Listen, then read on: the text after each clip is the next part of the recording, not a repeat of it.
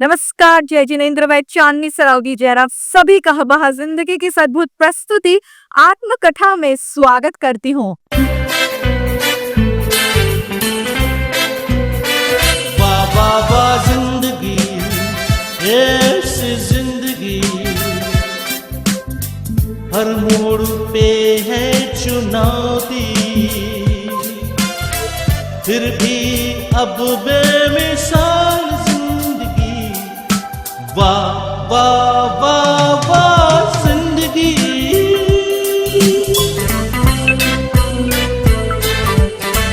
कभी थी धूप जिंदगी, कभी है शाम, जीते हैं जिंदगी के हर एक दाव। जाने ज़माना ये जाने आलम, चलते हैं साथ यूं खुशी और गम, खुशी और गम। वाह वाह वाह जिंदगी, ये जिंदगी,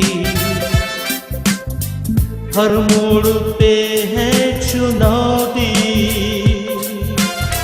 फिर भी अब बेमिसाल जिंदगी। वाह वाह वाह वाह जिंदगी।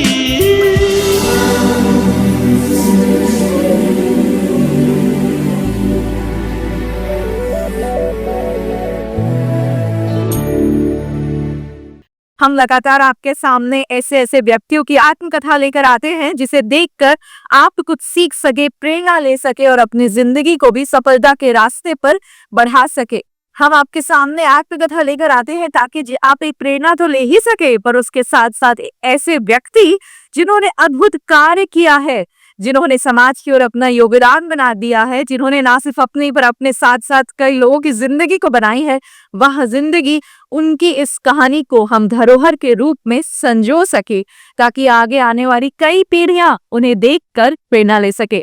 आज के इस एपिसोड में हम जिनकी आत्मकथा देखेंगे, उन्होंने बचपन में हल जोता, कई बार भरपेट भोजन नहीं किया, परंतु अपने संघर्ष, समर्पण और परिश्रम से सफलता की ऊंचाइयों को छुआ। वह व्यक्ति यूं तो देश के जाने माने व्यवसायी हैं, परंतु उन्होंने अपने जीवन को धर्म और समाज पे न्यौछावर कर दिया है। वह व्यक्ति है गाजियाबाद के श्री जम्बू प्रसाद जी जैन। तो चलिए आज हम देखते हैं जम्बू प्रसाद जी जैन की आत्मकथा। ये कहानी है एक ऐसे व्यक्ति की जिसने हर कठिनाई पर विजय प्राप्त करके, हर चुनौती को स्वीकार करके अपने भाग्य का लेख स्वयं लिखा है। जिसने बचपन में खेतों में हल चलाया, संघर्ष का सामना किया, वही व्यक्ति आज देश का सफल उद्योगपति है, जिसने धर्म को अपने जीवन में जिया है, एक समर्पित सामाजिक कार्यकर्ता के रूप में अपनी पहचान बनाई है। और ये व्यक्तित्व है Shri Jambu Prasad Jain, chairman JSP projects private limited, Ghaziabad का।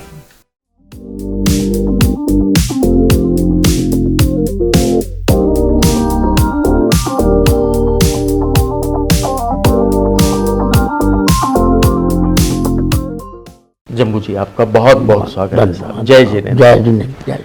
जम्बू जी आपका जन्म कब हुआ, कहाँ हुआ? मेरा जन्म 1 जनवरी 1947 को गांव कंडेला, जिला मुजफ्फरनगर, उत्तर प्रदेश में जन्म हुआ है। आपके पिताजी और माँ का नाम क्या हुआ? हमारे पिताजी का नाम आज एम स्वर्गीय श्री सलेखचंद जैन और माता जी का नाम स्वर्गीय श्रीमती बुगली देवी जैन। क्या था आपका बचपन? आपके पिताजी क्या करते थे? हमारे पिताजी जो है एक किसान का काम करते थे। हमारे पास जो है जमीन थी, उसमें वो कार्य करते थे। संयुक्त फैमिली थी हमारी उस टाइम। हमारा बचपन जो है बहुत ही गरीबी हालत में गुजरा है। गांव के परिवेश में हमने अपनी जीवन यात्रा शुरू करके जवानी तक की यात्रा जो है गाँव में ही की है। हमारी लिखाई पढ़ाई भी मुश्किल से हो सकता है कि 10वीं हो, इससे ज़्यादा नहीं है। उसके बाद जब हम अपने खेती में काम करते थे तो कि हमें कई कई दिन तक भोजन की भी लाले पड़ते थे। घर में संयुक्त परिवार का खेती बाड़ी का काम था और पिताजी भी वही करते थे, किंतु इससे 3 भाइयों और 7 बहनों के बड़े परिवार का गुजारा अत्यंत कठिनाई से होता था। इसी बीच जम्बू प्रसाद जी का विवाह मुजफ्फरनगर जिले में ही श्रीमती सरोज देवी के साथ हुआ और उनकी 3 संतानों, 2 पुत्र और 1 पुत्री का जन्म हुआ। आपने पारिवारिक काम जो खेती से संबंधित था वो आपने शुरू किया, उसके बाद आप और किस काम में आगे बढ़ते चले गए? खेती का काम मैंने लगभग जो है 14-15 साल अपने हाथों से हल वगैरह सब कुछ चलाया है, गुड़ाई नुड़ाई भी की है। उसके बाद मेरी बड़ी बहन जो थी उनकी शादी दिल्ली में हुई थी, तो अभाव के कारण मैं अपनी बड़ी बहन के पास दिल्ली में आ गया। सन 1976 में दिल्ली में आए थे और उनके साथ रहते हुए उन्होंने हमें सहारा दिया और सहारा देकर एक कार्य करवाया ठेकेदारी का। ठेकेदारी की कार्य करते करते हुए 4 साल हम दिल्ली में रहे। वो 4 साल में हमारे जीजा जी ने जो भी कोई धन लगाया था, कार्य करने के बाद ना जीजा जी को ना हमें कोई भी फायदा हुआ। जम्बू प्रसाद जी का यही कहना है कि वे सारी उम्र अपनी बहन और जीजा जी के कृतज्ञ रहेंगे, जिन्होंने उस समय उन्हें सहारा दिया जब उन्हें इसकी सबसे अधिक आवश्यकता थी।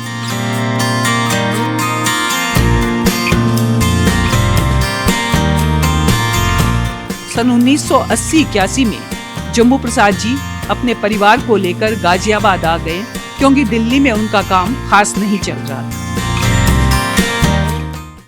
1980-81 में जब आपने नई शुरुआत की, वो शुरुआत किस काम से आपने की? 1981 से मैं ठेकेदारी के काम में रहा और मेरे सगे भतीजे जो थे वो ऑलरेडी पहले गाजियाबाद में काम कर रहे थे। उनके साथ उन्होंने मुझे अपने साथ लगाया, क्योंकि अभाव था तो उन्होंने मेरा साथ दिया और 90 तक मैं उनके साथ कार्य करता रहा। हम उनसे अलग हो गए और अलग होने के बाद तब भी हमारी हालत बस ये था कि खा सकते थे, इसके अलावा हमारे पास कुछ नहीं था। और 1990 में फिर आपने अपने जीवन की नई पारी खेली और आज JSP प्रोजेक्ट भारत की प्रमुख इंफ्रास्ट्रक्चर कंस्ट्रक्शन के काम में अपना एक महत्वपूर्ण स्थान निभाती है। कुछ समय बाद बड़े पुत्र संजय भी अपने पिता के साथ कार्य में लग गए। अब कंपनी सिविल कंस्ट्रक्शन के साथ साथ सीवेज ट्रीटमेंट और वाटर सैनिटेशन का काम भी करने लगी। सड़क निर्माण के बड़े कार्य होने लगे और हाईवे कंस्ट्रक्शन में भी कंपनी ने अपने कदम रखे। हमारा इंफ्रास्ट्रक्चर कंपनी है।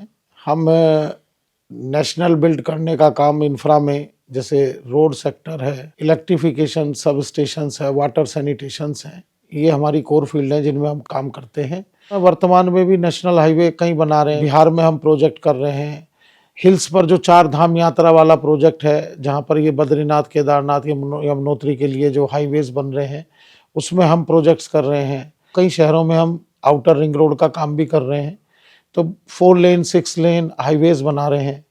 और दूसरा, अमृत योजना के तहत जो है जितना सीवरेज का डिस्पोजल्स है जो नदी नालों में जाता था, जिससे हमारी नदियाँ भी अस्वच्छ रहती थी, उसे रोकने के लिए भी जो सरकार काम कर रही है, तो उस दिशा में भी हम सरकार के साथ कंधे से कंधा मिला के काम कर रहे हैं कि जिससे हमारी नदियाँ स्वच्छ रहें और सीवरेज ट्रीटमेंट प्लांट्स के, सीवरेज नेटवर्क के, वाटर सैनिटेशंस के ये प्रोजेक्ट्स हम ऑल ओवर इंडिया कर रहे हैं।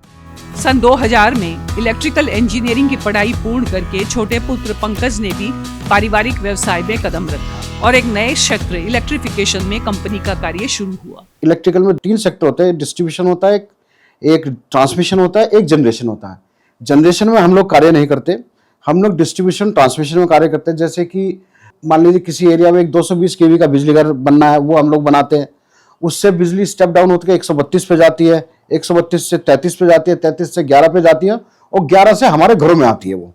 तो ये जो स्टेप डाउन या स्टेप अप का जितने प्रोसेस है, ये हमारी कंपनी सारे इस तरह के सारे कार्य करती है। आज तक वह हम 50 से ज्यादा सब स्टेशन बना चुके हैं, अलग अलग कैपेसिटी के, अलग अलग वोल्टेज लेवल के। 33 kV के काफी बना चुके हैं, 132 के बना चुके हैं, 220 के बना चुके हैं, 400 kV के बना चुके हैं। भारत में अभी हम लोग एट प्रेजेंट हिमाचल में कार्य कर रहे हैं, जम्मू में कर रहे हैं, उत्तरांचल कर रहे हैं, राजस्थान कर रहे हैं, झारखंड कर रहे हैं, यूपी कर रहे हैं। उनकी कंपनी लगभग 1000 वेतनभोगी कर्मचारियों को तो काम देती ही है, अप्रत्यक्ष रूप से हजारों अन्य व्यक्ति भी यहाँ रोजगार पाए हुए हैं। अपने कर्मचारियों के साथ उनका व्यवहार अत्यंत मधुर है और वे उन्हें अपने परिवार का सदस्य ही समझते हैं। इसे ईश्वर की कृपा कहें या कुछ और, कि कभी स्वयं भोजन को तरसने वाला व्यक्ति आज हजारों आदमियों को रोजगार उपलब्ध करवा रहा है। अब तो उनकी तीसरी पीढ़ी का प्रतिनिधित्व करने वाले पौत्र भी अब इस व्यवसाय में संलग्न हो चुके हैं। हमारा जो है सबसे बड़ा पोता, जो बड़े लड़के का लड़का है, वो जो है MBA करने के बाद इंग्लैंड से वो अपने पैतृक कार्य को ही शुरू कर दिया है, इसी में वो लगे हुए हैं। वक्त है एक छोटे से ब्रेक का, आप कहीं मत जाइएगा।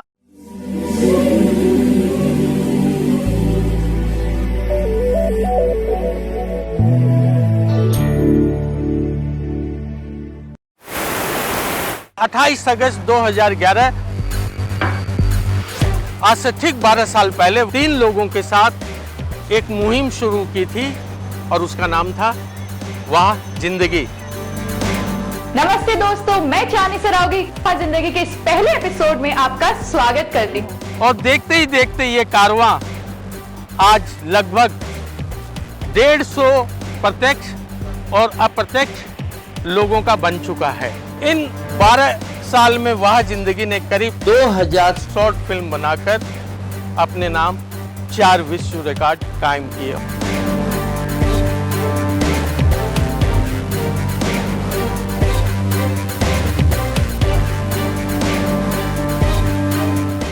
वाह जिंदगी ने ये 2000 फिल्म्स अपने 7 महत्वपूर्ण सेगमेंट के द्वारा बनाई है।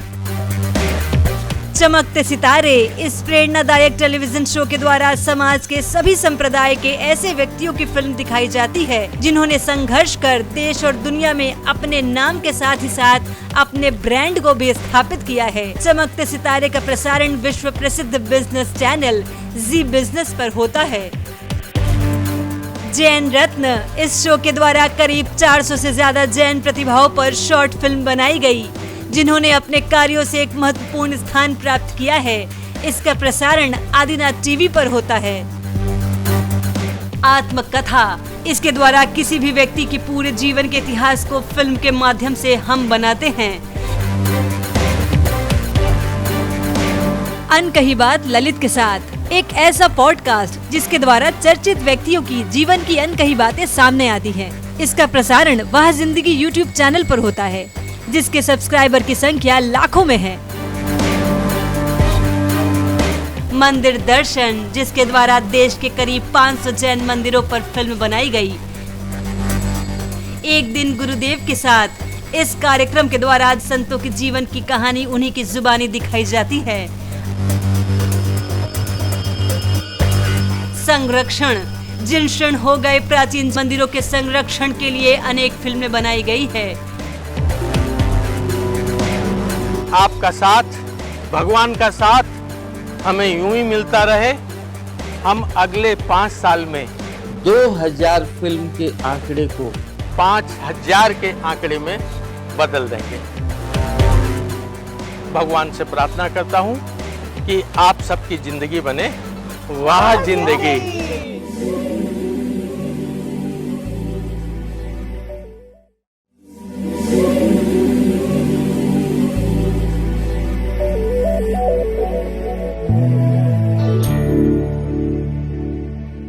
ब्रेक के बाद मैं चांदनी सरावगी जैन आप सभी का वाह जिंदगी की सर्वोत्तम प्रस्तुति आत्मकथा में स्वागत करती हूँ। जम्मू प्रसाद जी ने भले ही व्यापार की दैनंदिन जिम्मेदारी छोड़ दी हो, किंतु अपने सामाजिक धार्मिक दायित्वों से उन्होंने मुख नहीं मोड़ा, बल्कि यह कहना उचित होगा कि वे पूर्ण रूप से इसमें संलग्न हो गए हैं। अपने प्रेरणा स्रोत और गुरु पूज्य श्री 108 सौरभ सागर जी महाराज की प्रेरणा से उन्होंने अपना जीवन अब सामाजिक धार्मिक संदर्भों को समर्पित कर दिया है। कि न जाने कितनी संस्थाओं से आप जुड़े हुए हैं। आप भारत की सबसे बड़ी जैन समाज की जो प्रमुख संस्था है भारतवर्षीय दिगंबर जैन तीर्थ क्षेत्र कमेटी, आप उसके भी अध्यक्ष हैं। तो धर्म के प्रति, समाज के प्रति ये कार्य करने की रुचि आपके मन में कैसे आई? 1990 में सर्वप्रथम श्री सौरभ सागर जी महाराज आचार्य जी के साथ मिलन हुआ और उनके प्रेरणा से, उनकी भाव से मैं धर्म के कार्यों में जुड़ता चला गया। उन्हीं की प्रेरणा से ये एक ट्रस्ट बनाकर ये हॉस्पिटल खोला गया है, जीवन आशा हॉस्पिटल। जीवन आशा के माध्यम से उन्होंने असहायों के जीवन में सचमुच आशा की किरण जगाई है। सन 2010 में मुरादनगर गंग नहर के किनारे जीवन आशा एक अस्पताल एवं पुनर्वास केंद्र के रूप में स्थापित होकर आज पल्लवित और पुष्पित हो गया है और एक विशाल संस्थान का रूप ले चुका है। इसका संचालन सौरभ सागर सेवा संस्थान द्वारा किया जा रहा है। जीवन आशा अस्पताल लगभग 1.5 लाख वर्ग फीट के विशाल भूखंड पर निर्मित एक 4 मंजिला भवन में संचालित है, जिसमें 100 बेड है। शारीरिक दृष्टि से असक्षम व्यक्तियों की सहायता कर उन्हें जीवन में आगे बढ़ाने का अवसर यहाँ दिया जाता है। आर्थिक दृष्टि से कमजोर लोगों को यहाँ आधुनिकतम तकनीक के प्रयोग से निःशुल्क चिकित्सा उपलब्ध करवाई जाती है। दिव्यांग व्यक्तियों को कृत्रिम अंग प्रत्यारोपण एवं उनके पुनर्वास के लिए ये अस्पताल कार्यरत है।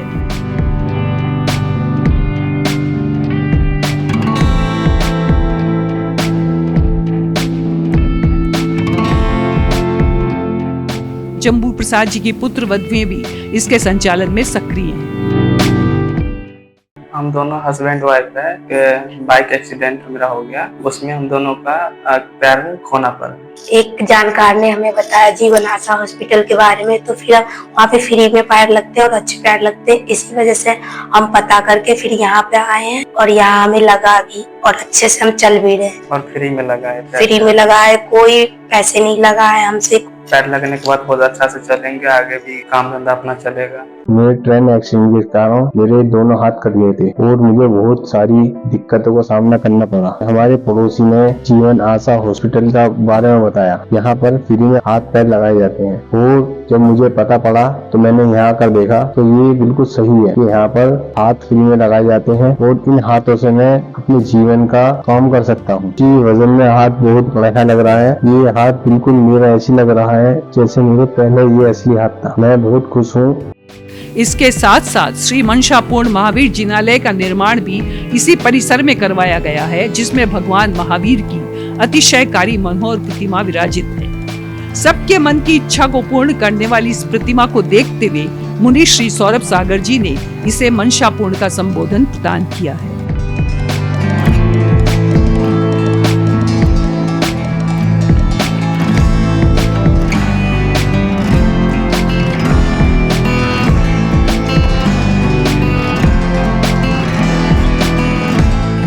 जम्बू प्रसाद जी ने व्यक्तिगत रूप से जैन धर्म की प्रभावना के लिए कई कार्य किए हैं। दिल्ली मेरठ रोड पर महान जैन संत पूज्य मुनि श्री तरुण सागर जी महाराज को श्रद्धांजलि देने के लिए तरुण सागरम का निर्माण भी करवाया गया है। तरुण सागरम में मूल नायक प्रतिमा भगवान पार्श्वनाथ की है। यहाँ साधु संतों के ठहरने की व्यवस्था के साथ साथ यात्री निवास भी है। जम्बू प्रसाद जी अत्यंत धार्मिक प्रवृत्ति के हैं। देश में जैन समाज का कोई धार्मिक कार्यक्रम कहीं भी हो, वे उसमें शामिल होने का प्रयास करते हैं। साधु संतों की उन पर विशेष कृपा रही है और जम्बू प्रसाद जी भी उनके प्रति पूर्णतया समर्पित हैं। आहार विहार चातुर्मास की व्यवस्था में वे स्वयं लगे रहते हैं।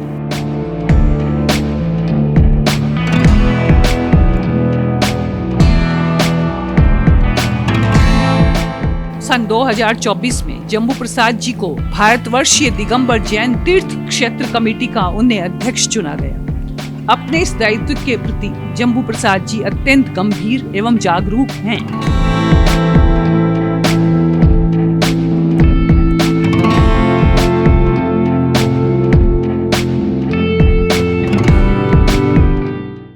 भारतवर्षीय दिगंबर जैन तीर्थ क्षेत्र कमेटी के आप अध्यक्ष बने हैं, आपकी क्या योजना है? भारतवर्षीय तीर्थ क्षेत्र कमेटी हमारे बुजुर्गों ने जब भी इसकी स्थापना की थी 125 साल पहले, उन्हें भी ये अनुभव था कि हमारे तीर्थों का उद्धार होना चाहिए, क्योंकि उस टाइम आवागमन के रास्ते नहीं थे और जो साधन संपन्न भी नहीं थे, परंतु उन्होंने एक बीड़ा उठाया कि तीर्थों का उद्धार होना चाहिए, उनका संरक्षण होना चाहिए।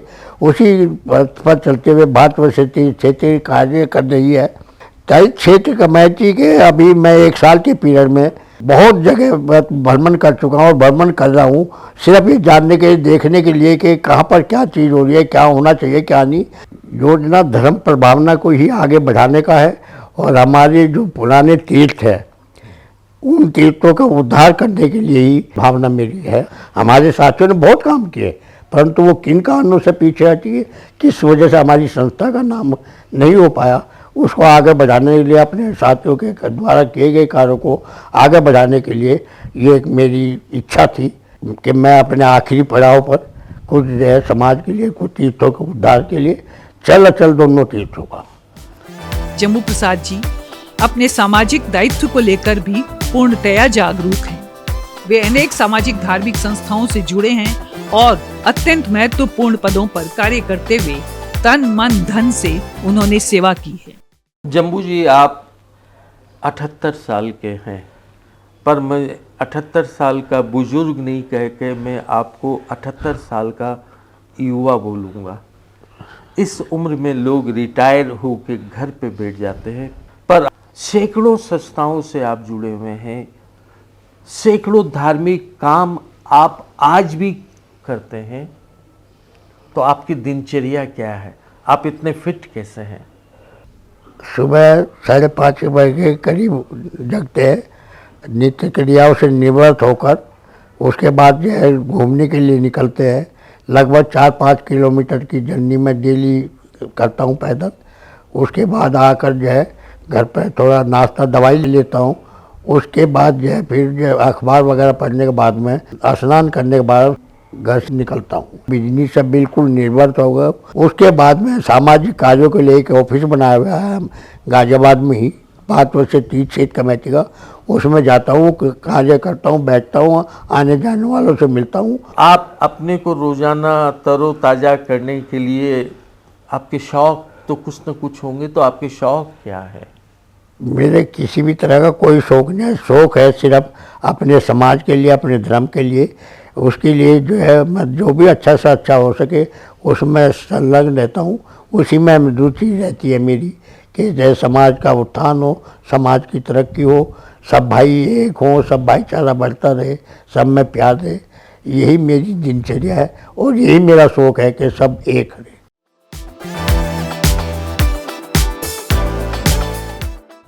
एक बार फिर से छोटे से ब्रेक का वक्त है, पर आप यूं ही हमारे साथ बने रहिएगा।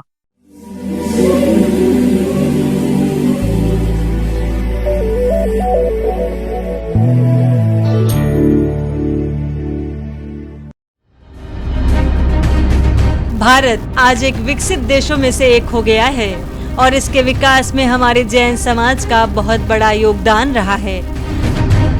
जैन समाज के ऐसे प्रतिभाशाली व्यक्तियों से दुनिया को परिचय कराने के लिए पिछले 4 साल से वह जिंदगी ने एक मुहिम चला रखी है जिसका नाम है जैन रत्न।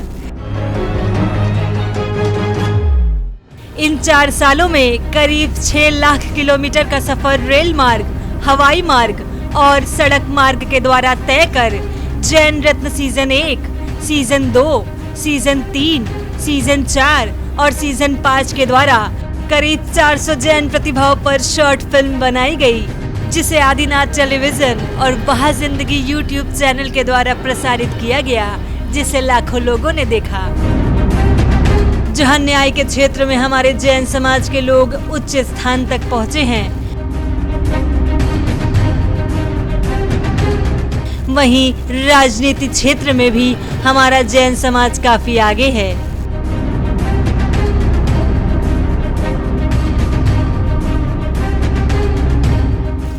IFS, IAS, IPS, IRS उच्च पदाधिकारी बनकर जैन समाज के व्यक्ति देश को अपनी सेवाएं दे रहे हैं। हर देश के विकास की रीढ़ की हड्डी उद्योग और व्यवसाय होता है और हमारे जैन समाज के व्यक्तियों ने इस क्षेत्र में अपार सफलता पाई है।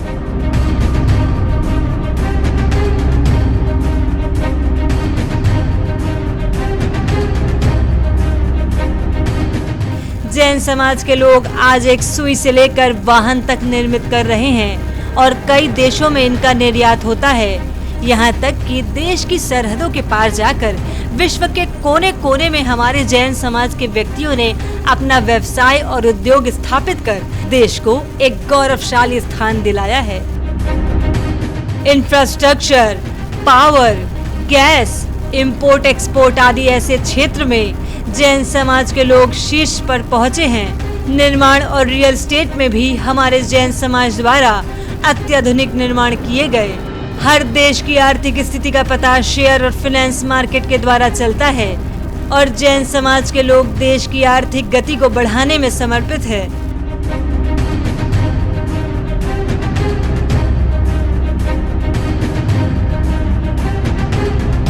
जहां स्वास्थ्य में जैन समाज के लोग समर्पित हैं,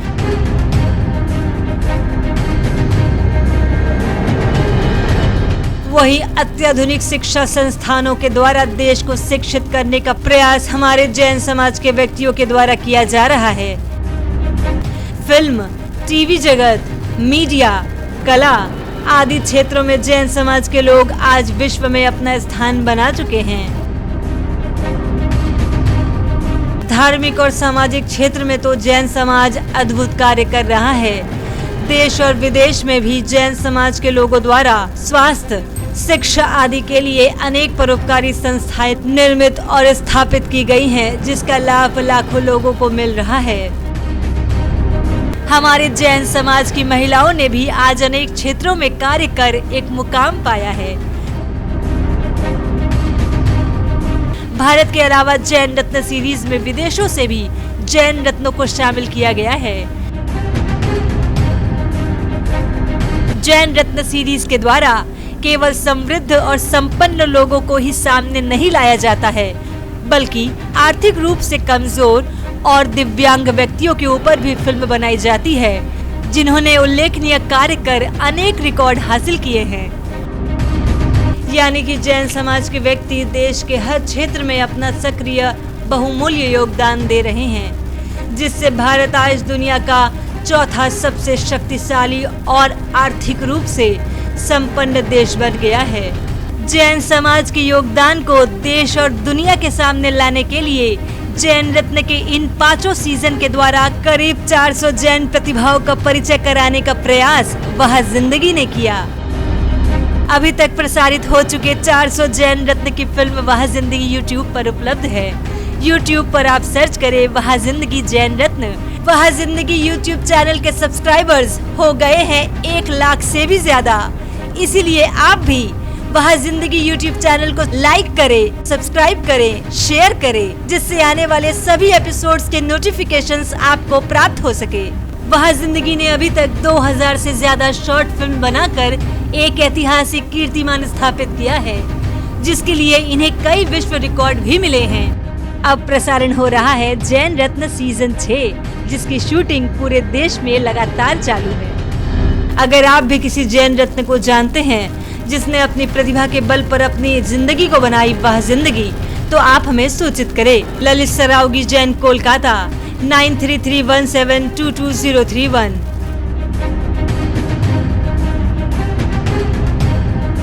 चांदनी सरावगी जैन, मुंबई 9073657827।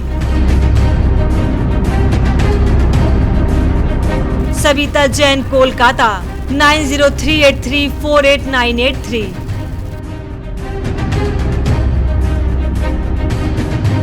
वह जिंदगी, कोलकाता, मुंबई, दुबई।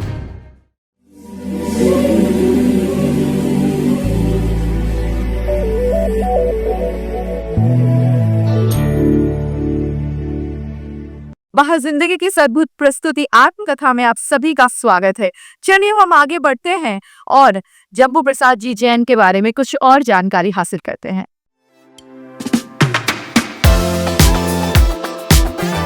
श्रीमती सरोज देवी जैन, जो अर्ध शताब्दी से अधिक समय से उनकी सहधर्मिणी हैं, का कहना है कि जम्बू प्रसाद जी ने परिवार और समाज सबका सदा भला चाहा है और किया है। आपकी शादी के करीब 53 साल हो गए। आप उनकी कोई विशेषता बताइए कि आपने क्या देखा, उनमें क्या विशेष गुण है? विशेष गुण तो यही है जी, जो उनको करना होता है नहीं करते हैं उस काम को, खाना वाना सब छोड़ देते हैं, पहले वो काम करते हैं किसी के लिए भी, भाई बहनों के लिए, परिवार के लिए, समाज के लिए वो काम करते हैं पहले। उनके सफल होने का कारण क्या रहा होगा? संघर्ष बहुत किया जी इन्होंने, इस मुकाम तक जब पहुंचे हैं। पहले घर के काम करने में, घर को यहाँ तक लाने में, फिर अब समाज के उसमें लग गई, 8-7 साल से लगे। अब परिवार के लिए भी किया जी, भाई बहनों के लिए, रिश्तेदारों के लिए, सबके लिए करा उन्होंने। अपनी तरफ से कोई छोड़ा नहीं कार्य मतलब करने के लिए। अब वो समाज के लिए कर रहे हैं जी, कि धर्म की उन्नति हो, समाज की उन्नति हो। जो काम पीछे सबने छोड़ दिया उसको मैं पूरा करूं। दोनों पुत्र व्यवसाय में तो उनके सहयोगी रहे ही हैं, व्यक्तिगत जीवन में भी अपने आप को गौरवान्वित अनुभव करते हैं कि वे जम्बू प्रसाद जी की संतान हैं। मेरे लिए सौभाग्य की बात है कि जम्बू प्रसाद जी के पुत्र के रूप में मैंने जन्म लिया। हमने बचपन से देखा है, पूरे परिवार ने ही, पिताजी हर काम के लिए बहुत पैशनेट हैं, बहुत लगनशील हैं। अगर उन्होंने किसी भी कार्य के लिए ये सोचा है कि मुझे यह कार्य करना है, बेशक चाहे वो सामाजिक हो या व्यापारिक हो, और कितना ही देखने में मुश्किल सा, असंभव सा कार्य लगता हो, लेकिन उसे हर हाल में अपने एक जुनून से या अपने पैशन से उसे हमेशा पूरा किया है। तो उनकी किसी भी काम करने की जो जुनून है, यह एक उनकी अपनी मानसिक दृढ़ता है, वही सबसे ज़्यादा प्रेरणादायक है, जो जीवन में आगे बढ़ने के लिए हमें भी प्रेरित करती है। और आज जहाँ भी जिस मुकाम पर हैं, तो ये है उन्हीं का आशीर्वाद भी है और वही प्रेरणा है। जैसा जुनून जज्बा देखा है शुरू से ही, काम करने के लिए पैशन देखा है, तो वो वही कहीं ना कहीं आज हमारी कार्यशैली में भी दिखाई देता है। दूसरा एक और क्वालिटी है, वो दूसरों पे आश्रित रह के नहीं, हर काम को स्वयं करने की क्षमता रखते हैं और हर काम को स्वयं करना चाहते भी हैं। पापा जो है एक बहुत ही कमाल के व्यक्तित्व के धनी के आदमी हैं। उन्होंने जो भी अपना आज तक ठाना है, माना है, जो भी उन्होंने सोचा है, वो उसे कर गुजरने की क्षमता रखते हैं। इतनी उम्र में आने के बावजूद भी मेहनत में कहीं पीछे नहीं है। इवन वो हम लोगों से 10 कदम आगे है। दिनचर्या सुबह 4 बजे से स्टार्ट होती है और रात को लगभग 10 बजे तक, 11 बजे तक वो चलती है। इवन काफी समय ऐसा होता है, काफी टाइम ऐसा होता है कि जिस टाइम हम लोग सोकर उठते हैं, वो अपना नाश्ता करके अपने काम के लिए या अपनी कोई भी समाज सेवा या मीटिंग के लिए निकल चुके होते हैं। वाकई में ये कहने में कोई ताज्जुब नहीं है कि इस उम्र में भी इनमें इतनी एनर्जी है कमाल की, और केवल ये इनका साहस है, दृढ़ निश्चय है, जो ये ठानते हैं मन में, उसे कर गुजरने की कोशिश। केवल एक ये विल पावर है इनकी, जो इनको यहाँ तक लेके आई है। जम्बू प्रसाद जी के दोनों पुत्र वधुएं अपने पिता तुल्य ससुर जी की जीवन शैली से वे प्रभावित है। उनकी दानशीलता और उसे प्रचारित न करने की भावना भी प्रशंसनीय है, ऐसा वे मानती हैं। पापा हमारे परिवार की रीढ़ की हड्डी की तरह से हैं। पापा को मैंने हमेशा ही सिस्टमेटिक जीवन जीते हुए देखा है और धार्मिक क्षेत्र में, सामाजिक क्षेत्र में, सभी क्षेत्रों में पापा ने बढ़ चढ़कर हिस्सा लिया है। मेरी शादी को 28 साल हो चुके हैं। इन 28 सालों में मैंने पापा को हमेशा धार्मिक क्षेत्रों में सामाजिक कार्य करते हुए देखा है। हमेशा मुझे पापा के अंदर एक दानवीर कर्ण की छवि दिखाई देती है। तन मन धन से हमेशा वो हर कार्य में तत्पर रहे। उन्होंने कार्य को लेकर वो चलते हैं, उसके पीछे पड़ जाते हैं, उसे करके ही छोड़ते हैं। सामाजिक कार्य में उन्होंने जीवन आशा हॉस्पिटल, जिसमें कि उसकी नींव रखी, वहां पर अभी तक हजारों लोगों को आर्टिफिशियल लिम्स दिए जा चुके हैं। अब पापा भारतवर्ष तीर्थ क्षेत्र कमेटी के अध्यक्ष बने हैं, तो एक दर्द सा उनके दिल में हमेशा उठता है। मैं कभी उनसे बात भी करती हूँ तो हमेशा यही कहते हैं, जैसे शिखर जी के मुद्दे को लेकर, गिरनार जी के मुद्दे को लेकर यही रहता है उनके मन में कि किसी तरह से हम इन झगड़ों को सुलझाएं, आपस में समझौता करें, हमारी जो समाज का पैसा है वो व्यर्थ ना जाए। हमें पापा पे बहुत गर्व है कि मैंने तो उन्हें शुरू से फैमिली के लिए ही करते हुए देखा। स्टार्टिंग में वो अपने भाई बहनों सभी को लेकर साथ चले, लेकिन परिवार के लिए तो सभी लोग करते हैं। समाज के लिए जो उन्होंने काम किया है आज तक, वो मैंने किसी को नहीं देखा, क्योंकि निष्पक्ष होकर वो काम करते हैं। और हम लोगों को तो जब आश्चर्य होता है जब कोई आकर उनके पैर छूता है और पता चलता है पापा ने इसे उच्च शिक्षा दिलाने में मदद की है। कोई डॉक्टर बन गया, कोई इंजीनियर बन गया। वो दान तो देते हैं, लेकिन एक हाथ से दूसरे हाथ को पता तक नहीं चलता, इवन हमको भी नहीं पता चलता। पापा को बहुत ही निष्पक्ष रूप से तीर्थों की, समाज की सेवा करते हुए महाराज, मुनि महाराज, माता जी वगैरह सभी का सानिध्य उन्हें प्राप्त है, उन्हें आशीर्वाद प्राप्त है। इसी कारण वो सबके बहुत ही प्रिय रहे हैं और मुझे गर्व है कि वो मेरे पिता हैं। परिवार की तीसरी पीढ़ी अर्थात उनके पौत्र और पौत्री भी जम्बू प्रसाद जी से प्रेरणा लेकर अपने जीवन में आगे बढ़ना चाहते हैं। 78 इयर्स की एज में उनका जो डेडिकेशन और पैशन है काम को लेके, और वो जिस भी काम को स्टार्ट करते हैं उसको पूरे शिद्दत के साथ ख़त्म करते हैं और अच्छे तरीके से इंश्योर करते हैं कि सारा काम सही तरीके से हो। इसके साथ साथ जो उनकी विल पावर है इस एज में, जहाँ पे जनरली सब लोग रिटायर हो जाते हैं या फिर बेड रिडन हो जाते हैं, घर में ही रहना पसंद करते हैं, उस एज में इतनी ट्रैवलिंग करना, इतना ज़्यादा हेक्टिक दिनचर्या होना कि सुबह 5 बजे से रात के 11 बजे तक काम करना, वो अपने आप में ही बहुत ज़्यादा प्रभावशाली है, जिसको मैं अपने जीवन में ज़रूर डालना चाहूँगा और मेरे हिसाब से सबको डालना चाहिए, ताकि हम लोग उन्नति की और सफलता की तरफ आगे बढ़ सकें। दादाजी ने अपनी ज़िंदगी में बिज़नेस भी किया है, समाज के लिए भी बहुत काम किया है और धर्म के लिए भी बहुत काम किया है। तो मैं बस उनसे यही प्रेरणा लेना चाहूँगा कि मैं भी उनकी तरह बिज़नेस में भी आगे बढ़ूँ, समाज में भी अपना पूरा जोर लगा के काम करूँ और समाज की मदद करूँ और धर्म में भी अपना उसे आगे लेके चलूँ जितना मैं लेके जा सकता हूँ। बाबा जितनी भी हमारे इंडिया में सिटीज़ हैं सारी घूम चुके हैं। हम लोग मतलब उनको ढूंढते ही रहते हैं कि बाबा कब कहाँ गए, और आज इधर हैं, आज कहीं कोची में हैं, कहीं मुंबई में हैं। तो इस एज में भी इतनी एनर्जी होना बहुत बड़ी बात है और बहुत ही ज़्यादा एक्टिव लाइफस्टाइल है। मतलब हमारे लिए तो इंस्पिरेशन है। हम लोग कहीं, मैं जैसे बीइंग एन आर्किटेक्ट 2 घंटे साइड पे जाती हूँ तो थक जाती हूँ, मैं सोचती हूँ 1 घंटा रेस्ट करूँ घर आके, बट मैंने उन्हें आज तक कभी रेस्ट करते हुए नहीं देखा है। मैंने अपने आबा को हमेशा काम करते हुए देखा है, कभी ऑफिस, कभी मंदिर। वो कभी घर पे नहीं दिखते हैं मेरे को। वो हमेशा हम बच्चों को ये दर्शन के लिए भी कहते रहते हैं। मुझे ये नहीं पता कि उनमें इतनी ज़्यादा एनर्जी आती कहाँ से कि वो ऑफिस में रहते हैं और मंदिरों में रहते हैं पूरे टाइम। वो हम बच्चों से बहुत प्यार करते हैं और उन्होंने हमें कभी किसी चीज़ के लिए नहीं रोका है। हमें उन पे बहुत गर्व है कि वो इतना कुछ कर रहे हैं समाज। जैन समाज में बाबूजी के नाम से लोकप्रिय जम्बू प्रसाद जी को लोग खरा सोना समझते हैं। अभी बाबूजी ने निर्णय लिया है कि हम तीर्थक्षेत्र कमेटी का 125वें साल मनाएंगे, जिसमें संपूर्ण देश को अंतर्राष्ट्रीय स्तर पर जोड़ेंगे। जैन समाज के प्रत्येक अंग को, चाहे वो साधु वर्ग हो, चाहे वो महिला वर्ग हो, चाहे वो युवा वर्ग हो, चाहे वो पुरुष वर्ग हो, और जितने भी मंदिर देश के अंदर हैं, 12,000 मंदिर हमारे देश के अंदर हैं, उन सबको जोड़ के तीर्थक्षेत्र कमेटी के संगठन को मजबूत बनाकर तीर्थक्षेत्र कमेटी की स्थिति को मजबूत करेंगे। सभी के लिए वो बाबूजी हैं और वो उनका स्वभाव भी ऐसा ही है जैसे पुराने जमाने में बाबूजी हुआ करते थे, ऊपर से एकदम कड़क और अंदर से एकदम नरम। वो शायद कहते हैं जब बोलते हैं तो बहुत सारी बातें उनकी कड़वी लगती हैं, हम सबको भी लगती हैं कभी कभी, लेकिन जब उनके अर्थ निकलते हैं या जब उसको वो समझ में आती हैं वो बातें, तो हम लोगों के लिए एक बहुत बड़ी सीख होती है। जितना वो सोचते हैं वो करने की कोशिश करते हैं और अच्छे से उसको करना चाहते हैं और उसको करके ही मानते हैं।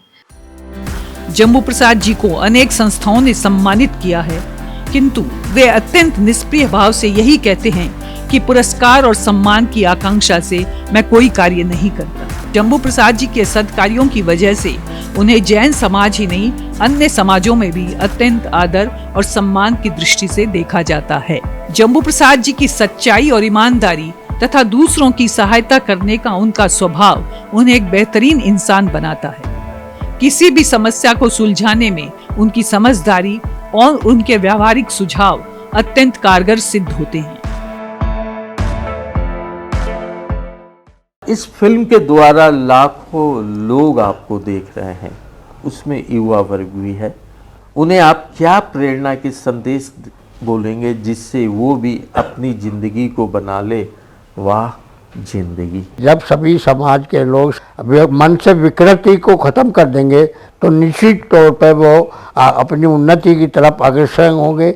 अभिमान और मान के बीच में अगर समझ लेंगे कि मान ठीक है या अभिमान ठीक है, अभिमान जो है हमेशा नीचे की तरफ ले जाता है, मान हमेशा ऊपर की, परंतु उसको जाहिर करने से नहीं कि ज़बरदस्ती मेरा मान हो, सम्मान हो, इनके जैसे दूर रहना चाहिए और अपने निरंतर कार्यों को सच्चे मन से, सच्चे दिल से और किसी के साथ बगैर बेईमानी के जो है कार्य को आगे बढ़ाते रहेंगे और लाभ की लगन जो है जरूर न जरूर एक दिन आपको सफलता के चीज पर आगे लेती जा रहेगी। बहुत बहुत धन्यवाद जम्बू जी आपका, आप इस फिल्म का हिस्सा बने। जय जिनेंद्र। जय जय। सादा जीवन और उच्च विचार में विश्वास रखने वाले जम्बू प्रसाद जी व्यक्तिगत जीवन में अत्यंत सादगी से रहते हैं। उनका व्यक्तित्व साधारण है किंतु उनके किए गए कार्य असाधारण हैं जिन्हें बिरले ही कर पाते हैं। अपनी धुन के पक्के एक बार कोई निर्णय ले लेने के बाद जम्बू प्रसाद जी उसे संपन्न करके ही विश्राम लेते हैं। जम्बू प्रसाद जी जैन का जीवन एक उदाहरण है हम सबके लिए।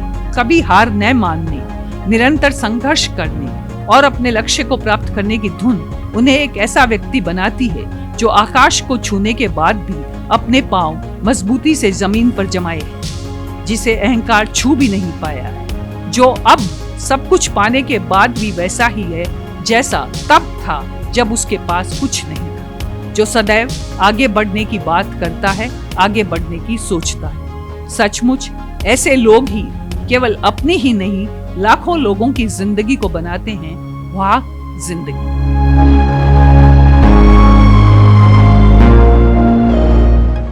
तो यह है जम्बू प्रसाद जी की कहानी। उनकी आत्मकथा में हमने देखा कि अगर व्यक्ति परिश्रम करे, संघर्ष करे तो सफलता की ऊंचाइयों पर तो पहुंचेगा ही पहुंचेगा, पर उसके साथ साथ उसे अपने जीवन को नियम में बांधना पड़ेगा, उसे अपने जीवन को समाज की ओर न्यौछावर करना होगा ताकि सही मायने में हम जिंदगी को बना सके वह जिंदगी। आपको यह एपिसोड कैसा लगा दिए गए नंबर पर हमसे संपर्क करके हमें जरूर बताएं। साथ ही साथ वह जिंदगी के YouTube चैनल को जरूर सब्सक्राइब करें। अगर आपने अभी तक नहीं किया है तो अभी करें। हमारे सब्सक्राइबर्स की लिस्ट 1 लाख को तो कई समय पहले ही पार कर चुकी है। अब हमारा मकसद है 2 लाख के नंबर को छूना और यह संभव हो पाएगा सिर्फ और सिर्फ आपके साथ से। वह जिंदगी के बाकी के सोशल मीडिया प्लेटफॉर्म्स को भी लाइक करते रहे, फॉलो करते रहे। मैं चांदनी सरावगी जय नवाब से मुलाकात करूंगी वह जिंदगी के अगले किसी सेगमेंट में, जहां पर मैं आपके सामने लाऊंगी एक और प्रेरणादायक कहानी। नमस्कार, जय जिनेंद्र।